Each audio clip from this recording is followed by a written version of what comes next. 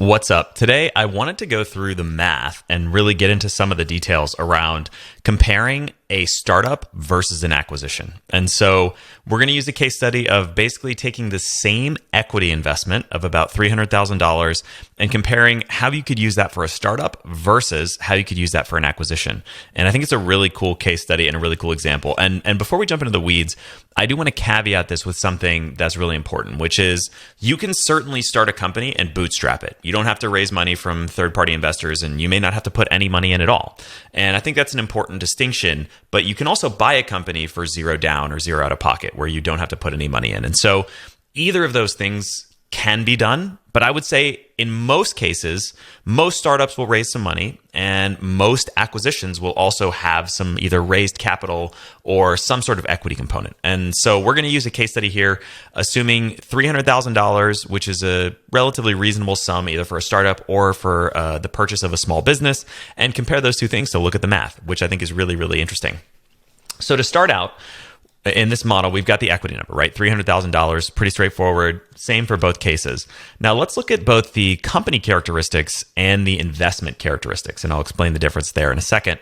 The company characteristics. So if you have $300K for a startup, you put that in. What are you getting, right? And obviously the time horizon can pretty meaningfully change this, right? So in 2 months, you might have something very different than you would have in 5 years or 2 years or whatever. Same thing for a company, right? You might buy a company that has $3 million of revenue today, and in the future, it might grow to 5 million or whatever, 7 million, 10 million over time.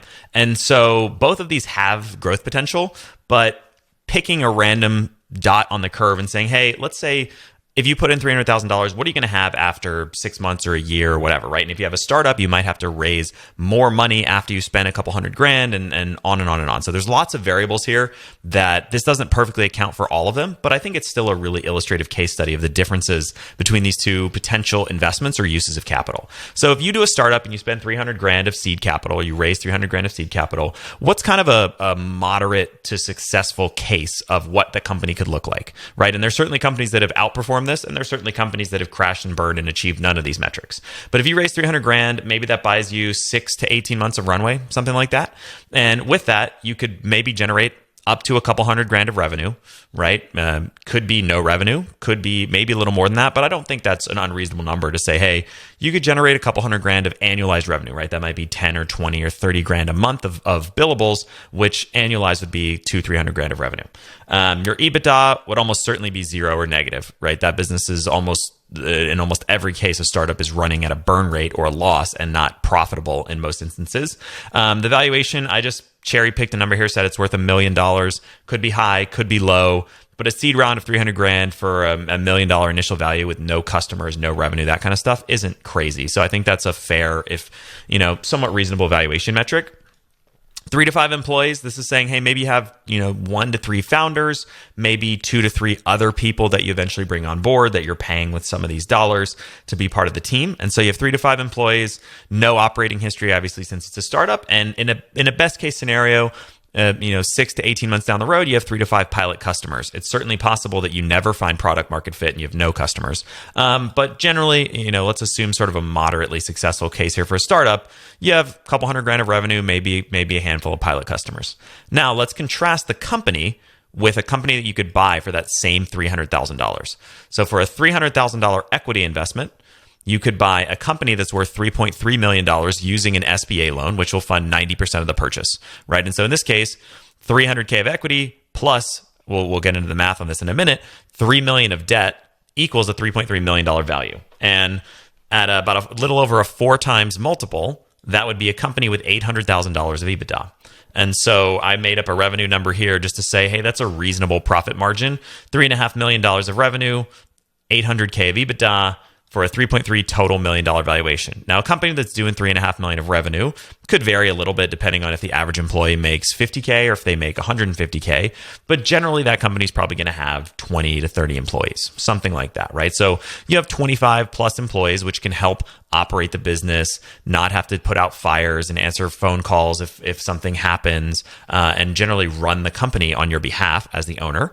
Operating history, there are tons of businesses out there that are doing these kinds of economic characteristics, couple $1 million of revenue, high 6 figures of EBITDA, and have been around for 10, 15, 20, 30, even 40 or 50 years in some cases. We actually bought a company that was 51 years old that fit these economic characteristics very, very similarly a couple years ago.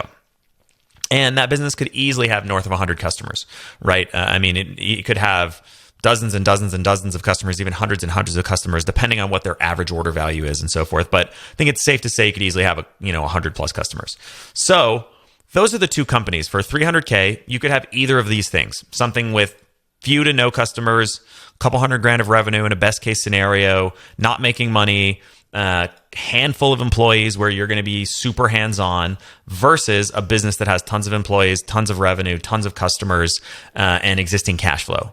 Now let's look at the economic or the investment characteristics too, because I think these are really illustrative of why I really fundamentally believe that an acquisition is a much better financial decision than a startup. And I pulled a little bit of data here too to dig into this, which I think is also really interesting. So timing of cash flow, obviously this can vary by deal, but I looked at a study that showed that the average angel investment, which is an investment in a small startup, typically takes 9 years to return its capital. So in the average angel investment, according to this data set, you put your money in, 9 years later, you get your money back, right? And that same, they did another big study. The University of New Hampshire did a big study on what the average return of an angel investment was. And it was 3.5x, which is actually pretty good, but 3.5x over a 9-year time horizon. So you put in your money, you get nothing for 9 years, and then you get 3.5 times your money back, right? Not a bad return profile necessarily. It's a really long time to go without any cash flow. Versus if you buy a business, you could potentially be cash flowing within 6 to 12 months. You could be throwing off distributions. And that's kind of the next characteristic here. A startup investment is almost never going to generate distributions, whereas a purchase of a business, you could have distributions on an ongoing basis, on an annualized basis, even if you don't grow the company at all. And I'll show you the math on how I imputed that number here in a second. Liquidity. Similarly, liquidity is basically the ability to sell your investment.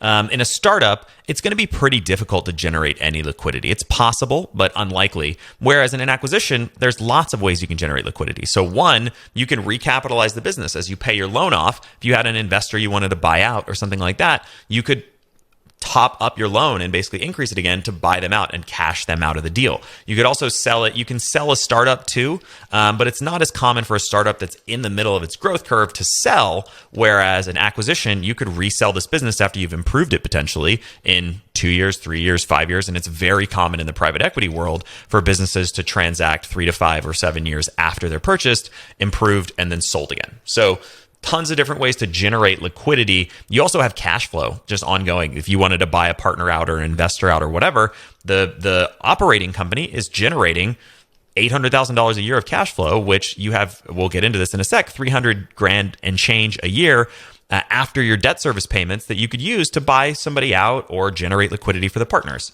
The probability of success, I also think, is a massive piece of the puzzle here that really doesn't get enough attention, right? Even if the economic characteristics for startups were substantially better, a lot of reasons, which I really don't think they are.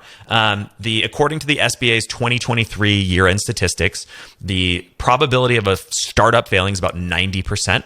And the probability of an existing business failing is about 13%. So you're roughly 8 to 9 times more likely to fail with a startup than you are with the acquisition of existing business. So substantially higher failure rate, right? And part of the reason is you don't have any customers, you don't have as much revenue, you don't have as many employees, you may not have product market fit. There's lots of reasons, but suffice it to say, the data are out there and the failure rate is massively higher for new and startup businesses. The return profile is also pretty interesting. In this case, I've described the return profile of a startup as binary, which basically means you either make a big payday in an average of 9 years or you get nothing, right? Whereas a business acquisition, you can start generating about a 35% annual cash on cash payment to yourself. You could generate more than that. I'll walk you through the assumptions of how I got to 35% in a second, but I think that's a pretty conservative and reasonable assumption. Whereas a startup in most cases is not going to generate any cash on cash return or dividends at all. And then the total return on equity, there's a term you'll hear in the investing world called TVPI, which means total value to paid in capital. It's basically the amount of distributions you received plus the residual value of the equity investment divided by the total equity invested, right? In this case, that's divided by 300K in both cases. So for a startup, as I mentioned, they did a big study on startups and angel investments, and they basically found the average angel investment in a startup returned about 3.5x, right, over this sort of 9-year time horizon. And so that's a pretty good return. I've modeled up, based on the math here, about a 4.14 times return or TVPI, total value to paid in, based on the really, really simple assumptions here for the purchase of a business. So let's get into the math on what this business purchase looks like and how I model this. So again, we said we value the business at $3.3 million, right? Of that, we put in 300K of equity and we got an SBA loan for $3 million, which is 90% of the purchase price. These assumptions are conservative. You can certainly see SBA loans with lower rates than this, but I think this is a pretty good conservative benchmark. An SBA loan with an 11.25% interest rate and a 10-year term for a $3 million balance would have a loan payments of about $500,000 a year. And so for this company that's making $800K a year, after you pay the loan off, you'll have about $300K a year of what I would call free cash flow, right? And you can decide what to do with that. You can pay it out to the owners as distributions. You can reinvest it back in the company. You can use it to buy new equipment or hire new team members or invest in marketing, lots of different things. But let's say you said, hey, you know what? We're going to take this $300K after we do debt service, and we're going to distribute about a third of it to the partners, and we're going to keep 200 into the business to grow it, and we're going to send out 100. In that case, that $105,000 a year that you would distribute based on the $300,000 equity investment would be just under a 35% cash on cash return annually, right? So you put in 300K, you get 100K back. That's a 35% year over year cash on cash return, right? So you get about a third of your money back every year. So if we held this business for the same time period that you would hold an angel investment, or 9 years, through that time period, you would receive, if you receive 100K a year, you'd receive 900K, which is really just this 100K number times the 9-year hold period. You'd receive about 940K of distributions. And if the company's value hasn't improved at all, your ownership would still be worth about 300K. Now, that's not factoring into the fact that we would pay this loan off, which if you pay the loan off over a 9-year period, you would have an additional $3 million of equity value, which would skyrocket the return for the acquisition even higher. But the total value to paid in capital is basically saying, hey, if our equity is still worth 300K, which assumes we haven't paid our loan off at all, and we've received 900K in distributions, that's basically 4.14 times the total value we put in. So we've put in 300K and we have received, $1.3 million of value or whatever it is, of which 900K was distributions and 300K is what the residual equity value is. And so I think that's very conservative, because if we pay the loan off, it would be a TVPI of like over 10x, which, will blow startups out of the water even further. But if we assume, even if the loan is never repaid, you're still generating over a 4x TVPI, which is higher than the average return for an angel investment. So the math on this to me screams, buy a business, don't start one. So if you're thinking about getting into entrepreneurship, which of these paths do I think personally is much smarter and a better strategy? To me, it's unquestionably buying a business and not starting one. I think the returns are better. I think the downside is much lower. I think you have way more raw material to work with.